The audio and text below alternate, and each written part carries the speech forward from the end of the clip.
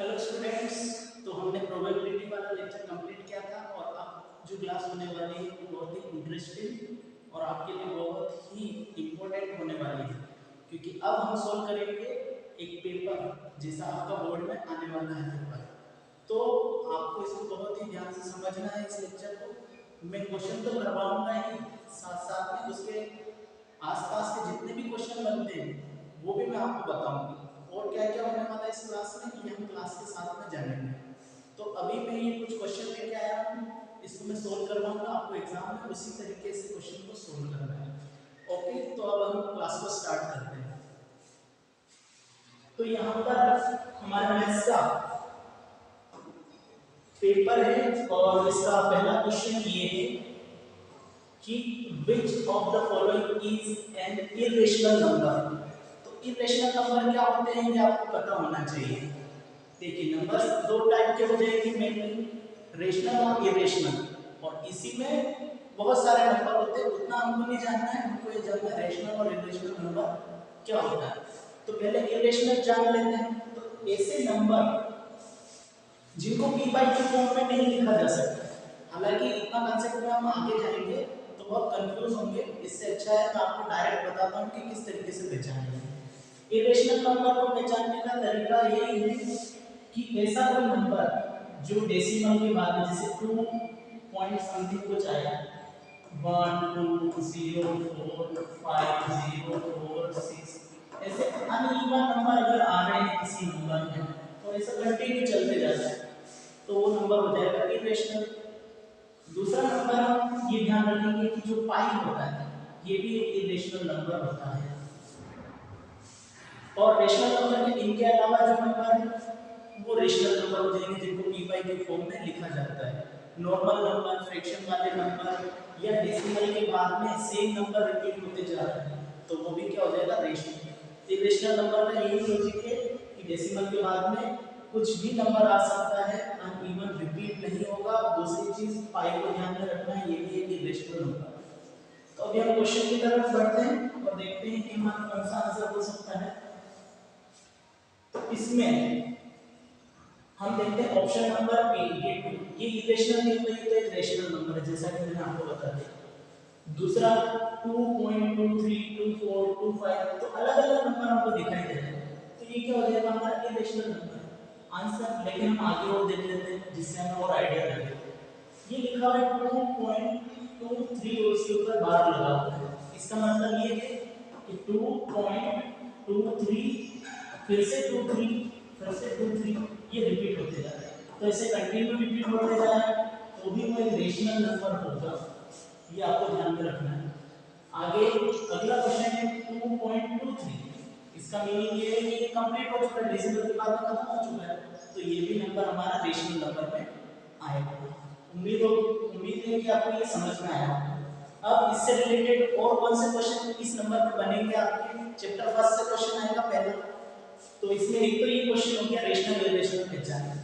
दूसरा आ सकता है आपके एचसीएफ एलसीएम निकालना, तो वो भी मैं आपको बता देता हूँ। तो एचसीएफ और एलसीएम निकाल सकते हैं कैसे हैं, तो इसके लिए हम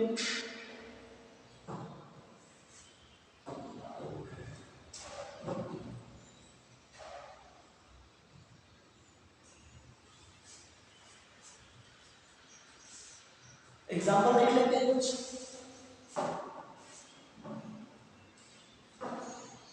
जैसे 24 36 और 15 इनका एचसीएफ एलसीएम कैसे निकालते हैं ये देख लेते हैं, ऐसे क्वेश्चन बन सकते हैं। तो सबसे पहले हम क्या करेंगे, इनके प्राइम फैक्टर करेंगे।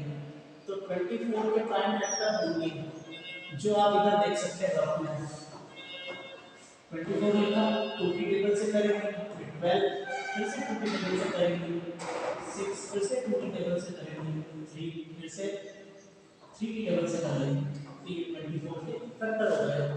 इसको हम इस तरीके से लिखेंगे। अब हम 36 को भी लिखेंगे सेम तरीका।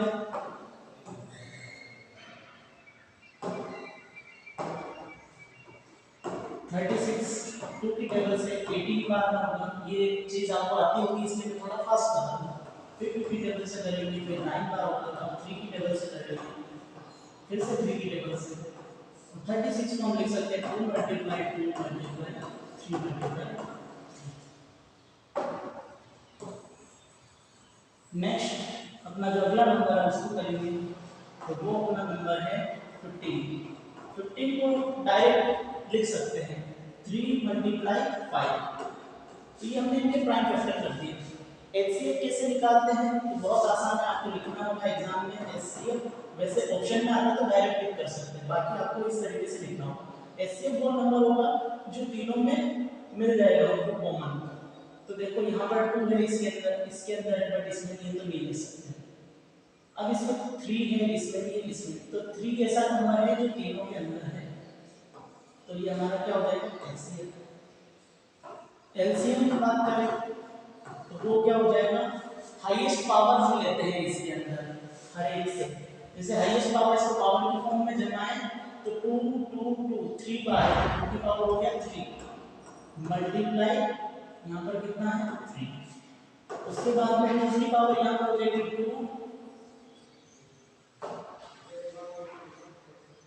2 की पावर यहाँ पर हो जाएगी 2 क्योंकि 2 बार, और 3 की पावर हो जाएगी 2। उसके बाद में यहाँ पर 3 की पावर के बाद नहीं है, 9 की पावर भी क्या है, हाईएस्ट पावर सेलेक्ट करेंगे हर एक नंबर की। 2 की पावर कितनी हो जाएगी 3, हाईएस्ट पावर 3, 3 की हाईएस्ट पावर कितनी है 2। उसके बाद में यहाँ पे 5 आ गया, 5 की हाईएस्ट पावर 1 है। अब जब हम इन सभी को मल्टीप्लाई कर देंगे तो हमें आंसर मिल जाएगा। 2 की पावर 3 होता है 8, 3 की पावर 2 होता है 9 और 5 ऐसे ही। अब इसको इससे मल्टीप्लाई कर दो, 8 9 72, 72 को जब आप 5 से मल्टीप्लाई करोगे तो आ जाएगा आपका 360। ये हमारा आंसर। इस तरीके से एचसीएफ और एलसीएम निकाले जाते हैं अगर हमको इस टाइप से 3 नंबर्स गिवन हो तो। नेक्स्ट अगर हमको 3 नंबर्स ना दिए और 2 नंबर्स दिए तो कैसे करते हैं वो भी मैं आपको बता देता हूँ। जैसे मान लीजिए कि आपको ये 15 नहीं दिया हुआ, सिर्फ आपका यही क्वेश्चन है, इसका एचसीएफ और एलसीएम कैसे निकालेंगे, तो अगेन वही 24 को फैक्टर की फॉर्म में लिख दो, 36 को लिख दो,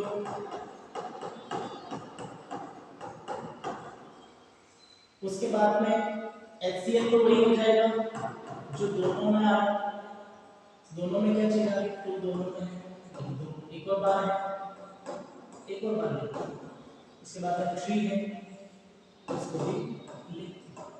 अब इनको सॉल्व कर लो, 12, तो हमारा एचसीएफ हो गया 12। एलसीएम कैसे निकालते हैं, तो इसको छोड़ के बाकी सभी को मल्टीप्लाई करो, 12 को छोड़, सिर्फ 12 को छोड़ना, ऐसा नहीं कि इन सभी नंबर को छोड़ दो जो सर्कल में, नहीं, एक ही बात नंबर को लेना है उसको छोड़ना है। 2 2 इसको छोड़ देंगे, 3 इसको छोड़ देंगे, अब ये 2 है तो इसको ले लो। अब इन सबको बार-बार लिखने की जरूरत नहीं है, इन सभी को मल्टीप्लाई करें तो 36 ही आएगा। सॉल्व कर लेंगे तो हमारा आ गया 72। तो एलसीएम आ जाएगा हमारा 72 और एचसीएफ आ जाएगा हमारा कितना 12। इस तरीके से हम सॉल्व करते हैं। एक मोस्ट इंपोर्टेंट फार्मूला है इससे रिलेटेड, वो भी मैं आपको बता देता हूं जिससे आपके कांसेप्ट और क्लियर हो जाएंगे।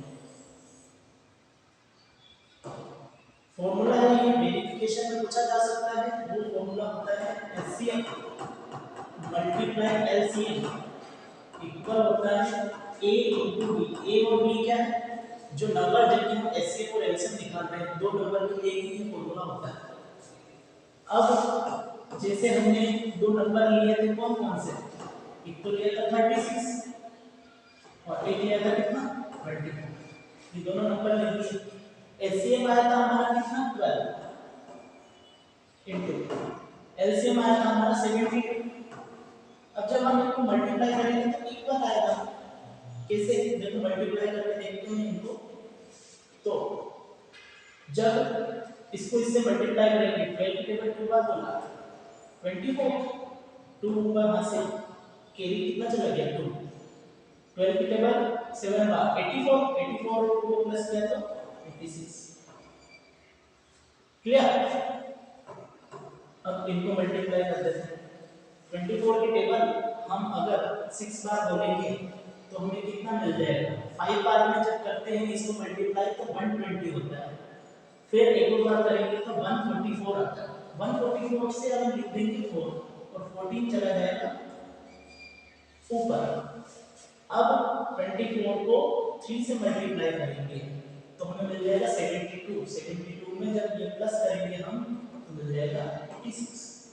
तो LHS इक्वल क्या हो गया, RHS को हमने इसको वेरीफाई भी कर दिया। उसके बाद एक और टाइप का क्वेश्चन बन सकता है, वो भी मैं आपके साथ में डिस्कस कर लेता हूँ। कैसा क्वेश्चन है, तो वो ये बन सकता है कि मान लो आपको HCF गिवन नहीं है, LCM 72 है, चलिए एक बार और लिख देते हैं। HCF आपको गिवन नहीं है तो आप HCF को एज इट इज लिखोगे, LCM हमारा कितना था 72 लिख दिया। अब हमको मान लो ऐसा पूछ लिया कि HCF बताओ, LCM आपके पास में 72 है और जो दो नंबर है आपके 36 और 24 है, तब कैसे करेंगे वो भी देख लेते हैं। तब आपको क्या करना पड़ेगा, HCF को एज इट इज रखो और जो LCM था वो इधर मल्टीप्लाई में इधर जाके क्या हो जाएगा, डिवाइड। इसको डिवाइड कर देना, कट कर लो। 36 से कितनी बार कटोगे, 2 बार, 2 से 24 12 बार, तुम्हारा आंसर कितना आ जाएगा 12 LCM।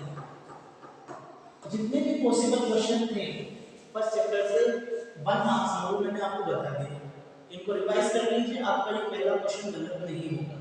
और भी साथ साथ में कोप्राइम नंबर्स क्या होते हैं, प्राइम नंबर्स क्या होते हैं, ये सभी की नॉलेज आपको होनी चाहिए।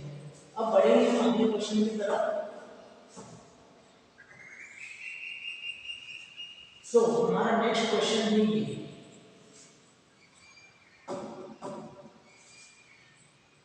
कि if for two rational number, दो रेशनल नंबर के लिए एचसीएफ और एलसीएम हो गए इक्वल, कंडीशन क्या रहती है, एचसीएफ और एलसीएम इक्वल है, then the number should always be, तो नंबर क्या हो जाएंगे। अभी हमने बात करी थी एचसीएफ और एलसीएम की, तो अब हम ऐसे क्वेश्चन जो होते हैं इसमें हम एग्जांपल रख करके पुट करके हम आंसर तक पहुंचते, कैसे पहुंचेंगे देखिए। जैसे इसमें बोला है कंपोजिट नंबर, तो कंपोजिट नंबर हमें पता होना चाहिए पहली बात तो कि क्या होता है, तो ऐसे नंबर जिनके दो या दो से ज्यादा फैक्टर हो, सॉरी दो से ज्यादा ही फैक्टर होने चाहिए, दो फैक्टर हो जाते हैं सिर्फ तो उसको बोलते हैं हम प्राइम नंबर, दो से ज्यादा हो जाते हैं तो कंपोजिट नंबर। और एक बात और ध्यान रखिए कि वन जो होता है ना प्राइम होता है ना कंपोजिट रीजन, वन का सिर्फ वन ही फैक्टर होता है, उसके अलावा नहीं होता है। तो कंपोजिट नंबर ले लो कोई भी, जैसे हमने ले लिया 4, दूसरा ले लेते हैं कोई भी 4 के बाद में ले लो 8। जब हम इसका एचसीएफ और एलसीएम निकालेंगे तो हम देखेंगे कि दोनों इक्वल नहीं आ रहे, अलग अलग आएंगे, तो ये ऑप्शन तो कट हो जाएगा।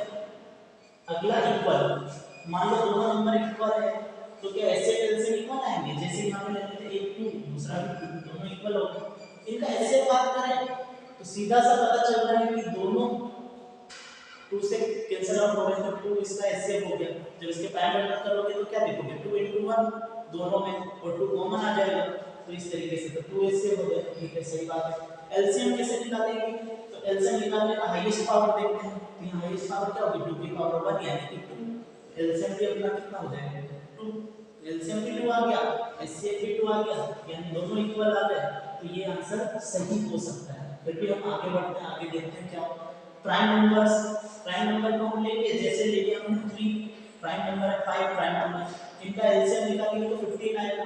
प्राइम नंबर का एलसीएम हमेशा उनके प्रोडक्ट के इक्वल होता है, तो इनको मल्टीप्लाई करो तो 15। और एलसीएम की बात करें तो दोनों में कॉमन कुछ भी नहीं है, तो यहां पर 1 आएगा एलसीएम, तो ये भी बात गलत होगी, ये भी नहीं हो सकता। कोप्राइम नंबर, तो कोप्राइम नंबर वो नंबर होते हैं जिन दोनों का एलसीएम तो 1 आता है, लेकिन उनका एलसीएम जब हम निकालेंगे तो वो प्रोडक्ट के इक्वल हो जाएगा। लेट्स सपोज 5 और 6 कोप्राइम नंबर है, लेकिन इनका जब हम एचसीएफ निकालते हैं तो एचसीएफ तो इन दोनों में कुछ कॉमन नहीं आएगा तो 1 हो जाएगा, और एलसीएम की बात करें तो मल्टीप्लाई के इक्वल आ जाएगा 30, तो ये केस भी गलत साबित हुआ। तो इसी तरीके से हम सही क्वेश्चन पे पहुंचेंगे, मतलब आंसर पे पहुंचेंगे, तो हमारा बी ऑप्शन करेक्ट हो जाएगा। अब हम बढ़ेंगे नेक्स्ट क्वेश्चन पे। नेक्स्ट क्वेश्चन है हमारा ये क्वेश्चन नंबर 3। मैं चाहता हूं इस क्वेश्चन को आप ट्राई करें।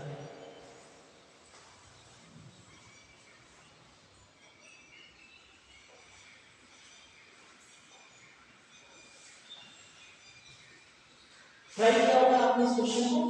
देखिए मैं इसका सॉल्यूशन बताता हूं। इसका सॉल्यूशन किस तरीके से होगा। The graph of y equal px is given in figure below for polynomial px find the number of zeros। आपको नंबर ऑफ जीरोस बताने हैं इसके ग्राफ से।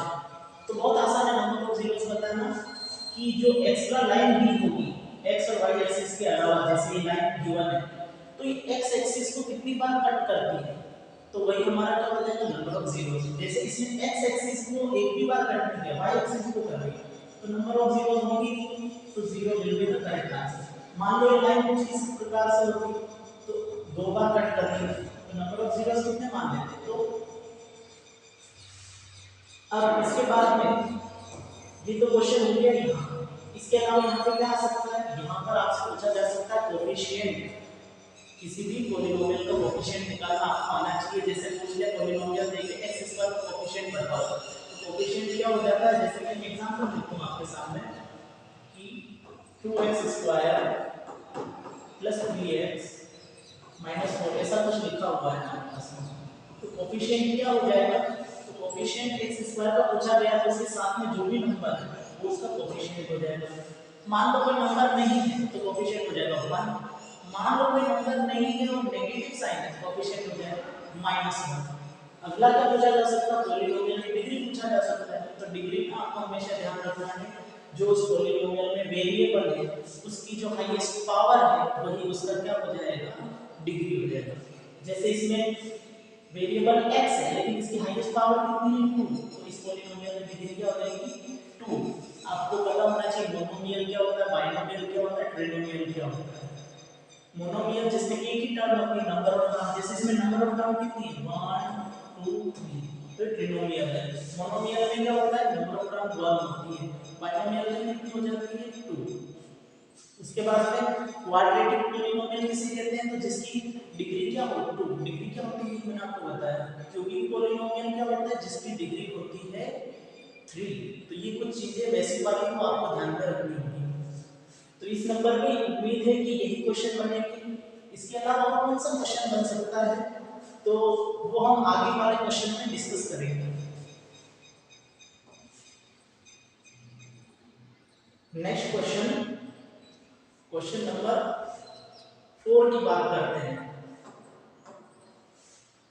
क्वेश्चन नंबर 4 बहुत ज्यादा इंपॉर्टेंट है, एग्जाम में बहुत बार पूछा गया है, आपको आना चाहिए। क्या है question, for what value of k the following pair of equation has no solution. तो किस कंडीशन में नो सॉल्यूशन वाला फैक्टर सामने आने वाला है। तो आपको कुछ कंडीशन पता होनी चाहिए। कंपेयरिंग रेशियो से ये क्वेश्चन आया चैप्टर 3 से। जैसे ये आपने पहले पढ़ा होगा तो मैं रिवीजन में थोड़ा क्विक वे में करूंगा। Let's suppose a1 upon a2,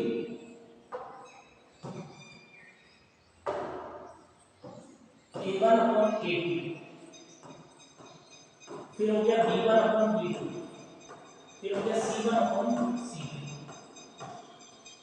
अगर ये इक्वल नहीं आते आपस में, पहला इक्वल नहीं आता दूसरे को हम लोग नहीं देखते, इससे पहले अगर इक्वल नहीं आया तो हम बोल देंगे कि लाइन इंटरसेक्टिंग है, ओनली वन यूनिक सॉल्यूशन होगा, और इसको हम बोलेंगे कि कंसिस्टेंट है दोनों जो इक्वेशन होगी उनके लिए। अगर मान लो कि पहला जो है हमारा वो तो इक्वल आ गया और दूसरा नहीं है, तो हम बोलेंगे कि लाइंस जो है वो पैरेलल है, नो सॉल्यूशंस, और इसको बोलेंगे इनकंसिस्टेंट। मान लो कि यहाँ पर सभी इक्वल आ गए, जब सभी इक्वल आ गए तो हम बोलेंगे कि लाइन जो है कोइंसाइड लाइन है, कोइंसिडेंट लाइन है, मतलब एक लाइन के ऊपर ही दूसरी लाइन बन रही है, ऐसा केस बन गया। तो जब एक ही लाइन के ऊपर दूसरी लाइन बन जाती है इस तरीके से तो सॉल्यूशन हो जाता है इन्फिनिटी सॉल्यूशन। और ये भी जो हो जाएगा हमारा क्या हो जाएगा कंसिस्टेंट। ये कुछ चीजें आपको ध्यान में रखनी है, टेबल बड़ी इंपॉर्टेंट है, क्वेश्चन बनता है। अब इस क्वेश्चन को हम इन लॉजिक से करेंगे।